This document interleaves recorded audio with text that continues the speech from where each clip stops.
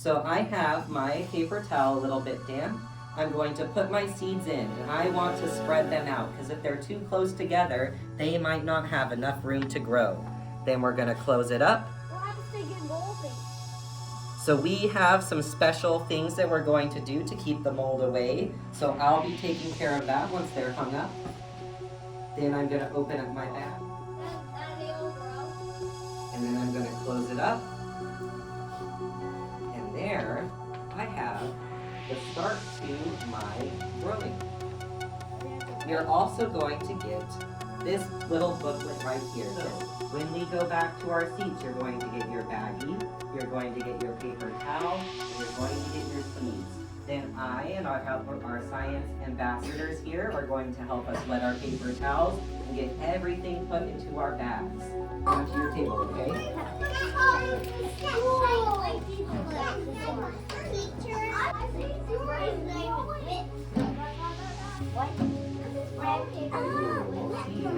Wetting your paper towels.